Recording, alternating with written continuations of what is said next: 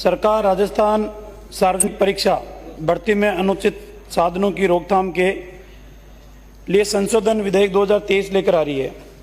और सभापति महोदय, ये संशोधन पहले भी सरकार लेकर आई है, लेकिन सभापति महोदय कानून बहुत से बने हुए हैं और कानून की जानकारी सभापति महोदय सभी को होती है। मैं किसी व्यक्ति के ऊपर थप्पड़ मारूंगा 323, 341 में मुकदमा दर्ज होगा। मुझे यह भी पता है कि अगर चोट गहरी है तो हो सकता है 325, 326 में भी मेरे खिलाफ जो कानून के दायरे के अंदर सजा है उस सजा को भुगतना पड़े। सजा का कानून 302 का भी बना हुआ है कि यदि किसी का मानववध होगा तो 302 की धाराओं के तहत उसको सजा मिलेगी। लेकिन क्या कानून बनाने से झगड़े बंद हो गए? क्या कानून बनाने से हत्याएं बंद हो गई? लेकिन ईमानदारी के साथ इन कानूनों की पालना कराने की जिम्मेदारी जिनके ऊपर है, क्या वो इस कानून की पालना ईमानदारी से हो पा रही है? परीक्षा ईमानदारी से कराने की जिम्मेदारी जिन लोगों की है, क्या वो ईमानदारी के साथ परीक्षा करा रहे हैं? सभापति महोदय, आप भी ग्रामीण क्षेत्र चाहते हैं, हर माता पिता ये चाहता है कि मेरे बच्चा अपने भविष्य को सुरक्षित रखने का काम करे। अगर खुद के आवश्यक खर्चों के अंदर कटौती करनी है तो वो कटौती भी करते हैं। बच्चे ने कह दिया फीस जमा करानी है, 5,000 रुपये चाहिए तो कहीं से भी उधार लेकर आए, लेकिन माता पिता 5,000 रुपये की व्यवस्था करके बच्चे को देने का काम करते हैं। जयपुर के अंदर, सीकर के अंदर, कोटा के अंदर कोचिंग करने के लिए भी भेजते हैं, मकान किराए के ऊपर उसका भुगतान भी करने का काम करते हैं। लेकिन एक के बाद एक परीक्षाएं जब निरस्त होती है तो उसके सपने टूटते हुए नजर आते हैं। सभापति महोदय, मेरा सिर्फ इतना निवेदन है, क्या सरकार बताएगी कि आपके अंतर्राष्ट्रीय नेता की यात्रा के अंदर चलने वाले कौन लोग थे, जो उनके साथ सेल्फी खिलाने वाले लोग थे, जो सीएमओ के अंदर भी उनकी दखल थी? क्या सरकार बताएगी कि राजीव गांधी स्टडी सर्किल के अंदर वो कौन लोग थे जिनको परीक्षा की जिम्मेदारी दी गई और उस परीक्षा की जिम्मेदारी के अंदर उन्होंने लापरवाही बरतने का काम किया?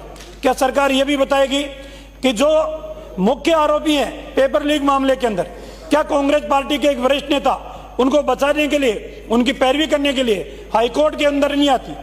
सभापति महोदय, निवेदन सिर्फ इतना ही है, कानून के आधार के ऊपर समस्याओं का समाधान नहीं हो सकता। समस्याओं का समाधान तभी हो सकता है जब ईमानदार लोग इन संवैधानिक संस्थाओं के अंदर बैठना शुरू करें।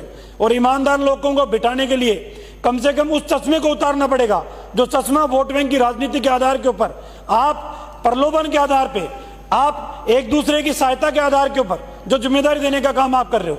बाबूलाल कटारा को पहले कौन नहीं जानता था? कांग्रेस के किस नेता के संपर्क में वो था और किस नेता ने सिफारिश करके उसको आरपीएससी का सदस्य बनाया? क्या सरकार को उनकी आपस में रिश्तों की जांच करने का अधिकार नहीं है? क्यों नहीं सरकार उनके रिश्तों की जांच करी? और सभापति महोदय, क्या मां सरस्वती एक ही रात कोई नाइट स्टे किया था जालोर जिले के अंदर? उन तमाम परीक्षार्थियों की बुद्धि के अंदर मां सरस्वती बैठ गई।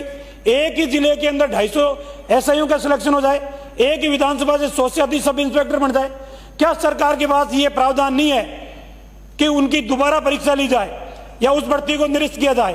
उन बेचारे विद्यार्थियों का क्या दोष है जिन्होंने ईमानदारी के साथ परीक्षा दी? लेकिन आज भी एक टीवी के अंदर मैंने सोशल मीडिया के ऊपर देखा था, एक सब इंस्पेक्टर के अंदर बढ़ती हुई महिला पर लड़की से पूछा कि भारत का राष्ट्रपति कौन है? कहा मुझे तो पता नहीं। अरे तो मेरी काकी फिर कुंड पत्तों ने, तू सब इंस्पेक्टर बन गई, तने पत्तों ने फिर कुंड पत्तों से। ऐसे लोगों का सब इंस्पेक्टर के अंदर सिलेक्शन जिनको भारत के राष्ट्रपति का पता नहीं। मंत्री महोदय, आप ईमानदार मंत्री हो, अपनी ईमानदारी का परिचय देते हुए इस बिल के पारित होते सबसे पहले उस परीक्षा को निरस्त करना जहां एक ही जिले के अंदर, एक ही तहसील के अंदर इतने सब इंस्पेक्टरों की भर्ती हो जाए। एक ही स्टेनो की भर्ती के अंदर कुल पोस्टें 90, एक ही सेंटर से 60 का सिलेक्शन, ये कैसे हो सकता है? सभापति महोदय, कुल पोस्टें 90, एक ही सेंटर से 60 का सिलेक्शन। सभापति महोदय, आपसे मेरा निवेदन इतना ही है, इस सिस्टम के अंदर जो जितना भी, सभापति महोदय, जिन शब्दों को मैं काम में लेना चाहता लेना नहीं चाहता, लेकिन ये सिस्टम पूरी तरीके से तहस नहस हो चुका है। लोगों का विश्वास उठ गया तभी तो नक्सलवाद पैदा होता है, लोगों का विश्वास उठ जाता है तभी तो अराजकता पैदा होती है, लोगों का विश्वास सिस्टम से उठ जाता है तभी तो लोग सड़कों के ऊपर आते हैं। और जब लोग सड़कों के ऊपर आ गए, लोग आपके सिस्टम के खिलाफ उतर गए, तो फिर बचाने वाला कौन है? इसलिए मेरा निवेदन है कि राजस्थान शांत प्रदेश है, इन युवाओं के अंदर आक्रोश जो बढ़ता हुआ जा रहा है, उस आक्रोश को थामने का एक ही विश्वास, एक ही तरीका है कि उन लोगों के अंदर विश्वास पैदा करने की आवश्यकता है। आज राजस्थान के अंदर, जैसे मंत्री महोदय ने खुद ने स्वीकार किया, 8 परीक्षाएं निरस्त हुई है, तो इन 8 परीक्षाओं के निरस्त होने के पीछे कारण क्या है? 19 मुकदमे दर्ज हुए हैं, आखिरकार 19 मुकदमे दर्ज हो गए, आगे मुकदमे दर्ज नहीं होंगे, आगे परीक्षाएं के अंदर धांधली नहीं होगी, इस बात की क्या गारंटी है? और सभापति महोदय, बिल्कुल बात सही है, आप सिस्टम के अंदर जा रहे हो। आप ऐसी राजस्थान के अंदर बिजली विभाग की परीक्षाओं की भर्ती के लिए एक एजेंसी को हायर कर रहे हो, एजेंसी को कह रहे हो आप भर्ती करके सिलेक्शन करके हमें दे दियो, और वो एजेंसी मोटे पैसे वसूल करने का काम कर रही है। आखिरकार कहीं तो कोई ब्रेक लगना चाहिए ना, कि यहां आके तो तीसरी है। इसलिए मेरा निवेदन है सभापति महोदय, कई ऐसी संदिग्ध एजेंसियों को भर्ती की जिम्मेदारी ना दी जाए जो मोटा पैसा वसूल करने का काम करे। ऐसे लोगों को नहीं लगाया जाए परीक्षा भर्ती के अंदर जो खुद बाड़ी खेत को खाने लगे, रक्षा की भक्षक बन जाए, तो फिर बचाने वाला कौन है? आज राजस्थान के युवा बाहर के स्टेटों के अंदर परीक्षा देने जाते हैं, जीरो सिलेक्शन निकल के बाहर आता है। आज बाहर के लोग राजस्थान में परीक्षा देने आते हैं, कानून के दायरे में इतने लोगों को हम परीक्षा के अंदर उत्तीर्ण करते हैं। राजस्थान के युवाओं के अधिकारों का हनन होने का काम करे सभापति महोदय। और आज राजस्थान की जो हालात है सभापति महोदय, आपसे मेरा विनम्र निवेदन है, हालात बहुत बिगड़े हुए हैं, विश्वास किसी का नहीं है, हर घर के अंदर असंतोष फैल रहा है। इस असंतोष को रोकने के लिए रीट का उत्सव मनाने का आप काम करें।